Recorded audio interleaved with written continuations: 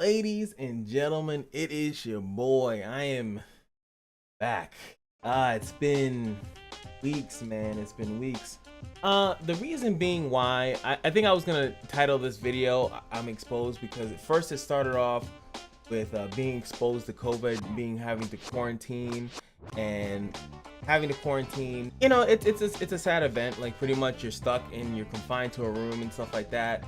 And then everything just started picking up, man. The trial for George Floyd, technically Derek Chauvin's murder trial, went on, and now that's going on. It's actually ending. I think they're doing the closing arguments right now. So that's a really big thing. There were two shootings that just happened like within like a week or so, like that, which I think is was it Dante Wright, now Adam Toledo, or I forgot his last name, I'm sorry. That's like super fresh. There's a mass shooting.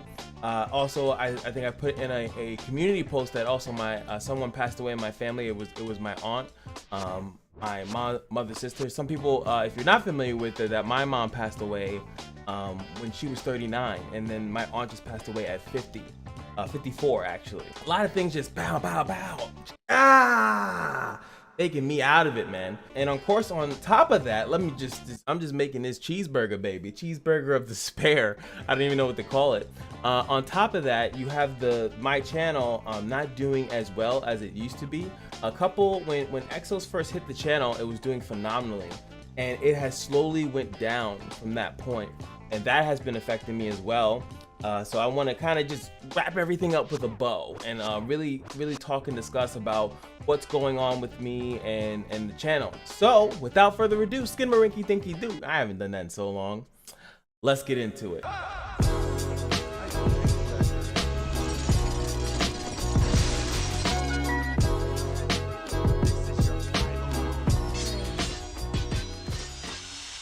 First things first, let's talk about the exposure, the quarantine. I actually got my first vaccine shot. I was trying to get it earlier, but you know, things happen. So now it was definitely a different thing, because I was pretty much told to stay within my house. Like I was told to stay like pretty much in this room. Like I was stuck into this room, which is normally not a big a deal for me, but not being able to go out of the gym. And if you follow quarantine, like if you follow it to the T, I couldn't even walk down the street technically. You know, for me, I like to go to the gym. I like to walk the track, you know, stuff like that. And I really wasn't able to do that unless I felt like being just breaking the rules. But you know, it was annoying, and you had to do it for a couple days. I had to miss work, and it was the worst time ever because my job right now is it's a massacre right now. Like, and I'm not just talking about my department either. I'm just talking about the overall, like the job right now. It's seeming like it's in a rough spot right now, and you definitely need some good news at the job. And me having to stay out for pretty much, it's like 10 days, 14 days or whatever like that, really didn't help. And I really was trying my best to get back to work because I wanted to help out. I didn't, you never want to be the burden or the reason there's an issue or something. I didn't want to do that. So eventually, I mean, after everything else that's gone down recently, I would say that that's a very small thing. But I was just gonna tell you guys about, oh, it sucks being in my room. But now, after everything else has happened, it's very small. So the next thing I'm gonna talk about is, all these cases. And I did do a video about George Floyd when it first happened. So now it's a year ago, and see how time flies. And now we're coming to the conclusion of that incident. So now we're coming to the conclusion. And this is more, I kind of want to, just to spit my 2 cents. I'm not going to spend too much time on it because, my opinion technically doesn't really matter in the grand scheme of it. I'm not in the jury. So I just hope that, people, when watching the case, I think that watching the case has enlightened me on certain things. And I think that it will enlighten a lot of people. I know it's a long, drawn out stuff, especially every time they introduce a witness, they have to tell you why they're important. And it's like, damn, bro, every person you got to hear their Dr. Seuss story and where they went to school and why they do this, why they're here, are they getting paid, are they compensated, why do you think this? And it's a long drawn out process, and the prosecution did it and then the defense did it, and then there's cross-examination. So it's such a long process. But if you were to watch a decent amount of it, you would learn a lot about policing especially because I feel a lot of people don't know about policing. They hate what they do, but they don't know what they do or why they do certain things. I think that that's very enlightened, and I think the reason why it's so important is because especially if you want Derek to go to jail, you should know why he's going to go to jail. I feel like it's important to know reasons on why you want that to happen, or important to know why if he gets off. And I hope that people understand that the jury has to be unanimous in their decision. And I think that that's a really big difference that some people are not getting the concept of, that you have to get a unanimous decision. In order to get a unanimous decision, you have to make sure that I think it's 12 jurors are in a complete agreement. And to have 12 people agree on that, it sounds easy, right? Because I mean, I think it would have been easy when it first happened. But now as time has passed and now, you have a lot more information, there's just evidence popping up all over the place. And even within me going into, a restaurant or something like that, you would be surprised how many people might not think that he's guilty. So, and then you have a whole case based around it. So it's gonna be interesting as far as, am I gonna go apeshit crazy if he doesn't get convicted? No, not me specifically. I do think that case and the fact that these cases and these cases of police brutality are going to court and things of that nature, I think that that's a great thing. I think that we're making steps towards, really getting to a police reform, because we need police reform. It's clear. You're when you see all these shootings and stuff happening, justified or not, you have to really dig deep and really see that, even if a cop is somewhat justified in shooting someone or holding them down for long periods of time, they still need to be held accountable for either their mistakes or their things that they've done on purpose and stuff like that. They can't just do stuff and get away with it. I think that is the main course of that, in my personal opinion. And feel free, obviously you guys know, MFO or YFOs in the comment section below if you feel like the need to talk about it. But I really do think that if a cop makes a mistake, like especially the taser thing, the Dante Wright thing is like, I feel like that's open and shut. But I also think that George Floyd's thing is open and shut. They might be able to say, well, this, that, and the third. But even then, I need them. I personally want them to go to the court and have their day in court. And that's the same issue that I have when you see these shootings of these people, that they need to have their day in court. We have to get these people and secure them and get them so they can have a day in court, and let their long list of crimes and felonies, put them in jail for a long period of time. But the fact that they're not making it to court is definitely an issue that I think most people can agree with, that that's not how that works. So next thing that I wanted to talk about is obviously the passing of my aunt. That was that happened on the 10th. It's now the 19th, so it's literally 9 days ago that it happened. It was a slap in the face, and most of the time, anytime someone passes, it's a big slap in the face. Reason why it was a big slap for me is because when my mom had passed away, I kind of lost like contact or anything like that from, well, her sister, duh. And when you go around people that you haven't seen in a while, it's definitely a different thing, because you're around people that you haven't spoken to.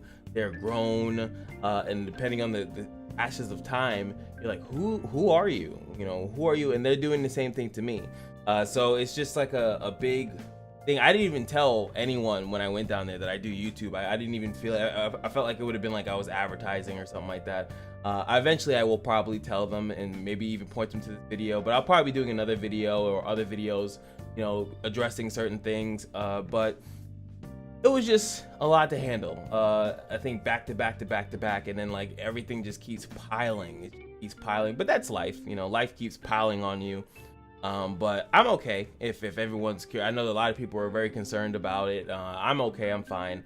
I'm more concerned about my aunt's kids. Those are the people that I'm mostly concerned about, because when you lose a parent, like everyone else, that's their, you lose a brother, you lose a sister, like something like that, or but when you lose a parent, I feel like a lot of guidance issues that come around. And I think that a lot of people, their parents are the kind of like assistant support system for them.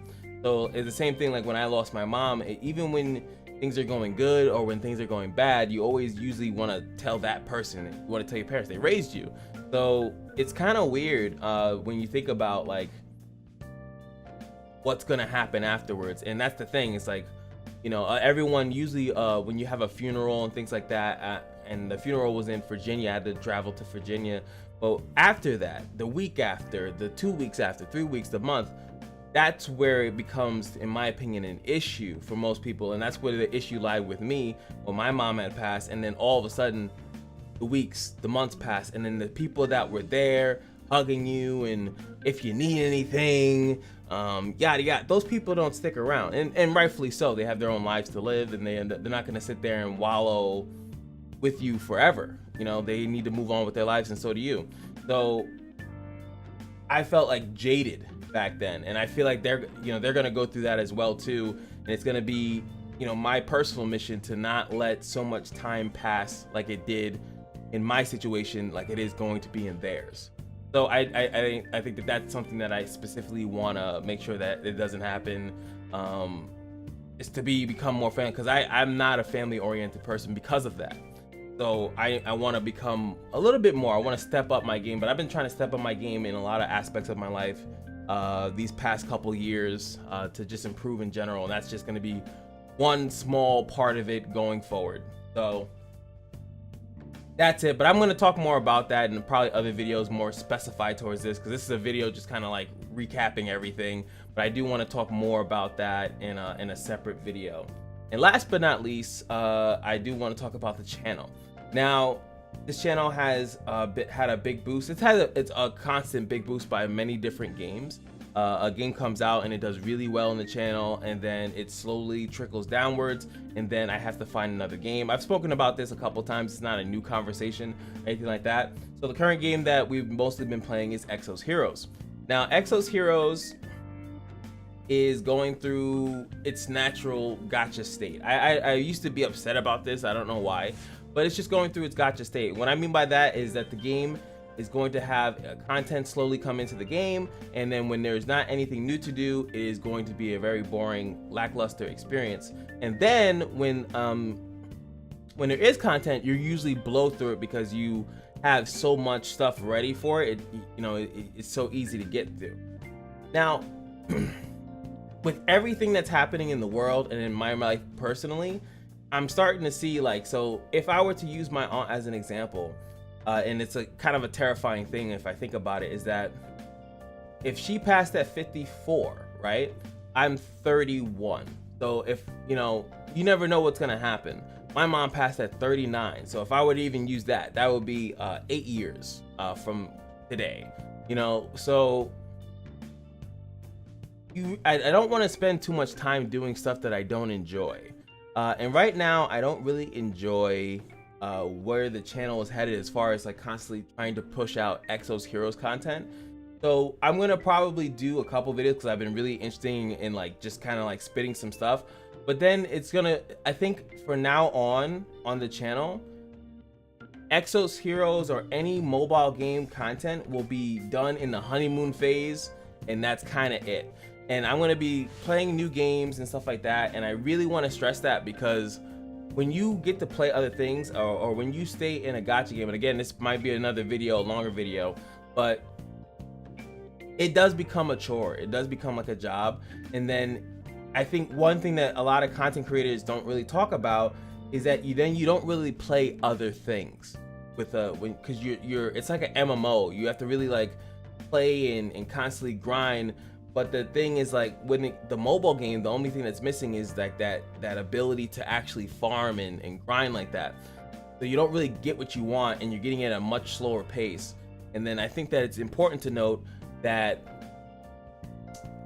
it's just not as fun, at least for me, right? So at least for me. So, but I always felt guilty not playing the mobile game. I felt guilty not keeping up with the game and playing like another thing like a League of Legends or Runeterra when they get an update or something like that. But I see other creators do it. It's about having confidence in it and realizing that you guys will like it, a game that I play the same way that you liked when I switched to this game. You'll like when I present other games as well. It might not be the first 5 games that I put on the channel. It might be the 6th, the 8th, the 10th, you know. But if I don't switch it up, you know, I'm just gonna be miserable. The channel, the financials of the channels are gonna go down the drain. Everything is just gonna be bad, and then I'm just gonna be feeling terrible, and I feel like I'm wasting my time or something like that. So I'm gonna focus the channel more on enjoyment, entertaining myself to entertain you, and doing stuff of that nature instead of just trying to do what I think is going to get money. Because that's the only reason why I would continue doing Exos, is because it's gonna give me the most amount of views, it's gonna give me the most ad revenue, and that's, you know, me trying to hope that that's gonna sustain the channel, but that's not sustaining me, if that makes any sense. So I wanna honor, you know, all the experiences that I've been going through lately by learning that life is short, you know, it really is short. It's shorter than what you think it is. It's more unexpected. It's more untamed than what you think. And the last thing that I want to do, as far as the thing that I'm doing in my free time, the thing that I'm really is supposed to be enjoying myself, it is not enjoying myself. So I want to make that change. I want to make that distinction, and I hope that people understand that. And I know that not that many creators are as upfront and as real as I am when it comes to stuff like that, because I honestly, you know, I feel like that's what I bring. I bring realism. I don't hold my punches when I have to talk about stuff, and a lot of people either like or don't like that, and that's where MFO comes from. You know, so hopefully you guys understand. Look forward to some more consistent uploads coming in the future from random shit that I want to put out. I know the views are going to be scattered. I'm perfectly okay with that. I probably don't want to even look at the views. I tend to not to, but you know, YouTube shows it to me regardless, and I gotta handle that mental gymnastics. So for those that watch everything, you're a very special kind individual. For those that watch what they only like, I appreciate you too, and make some noise when you do like something. And more specifically, if it's a dry spell for a while, just keep that sub on, you know, because eventually I'm gonna hit you with something. It's unlikely that I won't hit you with a game or something like that you like. And it might not even be a game, you know. I do want to go back to the real talks like this, me just talking into the camera. I do want to go in those. There's a lot of stories I got to tell you guys too. So again, like I said in another video, I'm trying to give you guys the buffet. I'm trying to give you guys a lot of stuff that you could choose what you want, and there's enough content that you can choose what you want and not have to worry or care about the things that you don't. And that's how I want to live my life going forward. The channel is going to reflect that, and hopefully you guys are along for the ride, and yada yada yada. Anyway, YFOs in the comment section below, let me know how you feel. And of course, man, it's good to be back. It's good to be in front of the camera with the lights and the stuff, man. There's so much to talk about, man. It's crazy. But hey, let's get to it. I forgot my ending catchphrase. It's been too long. Oh yes, there it is. And like, comment, subscribe, and just remember that every day at the Kashino is your lucky day, and I'll see you guys in the next video. Peace.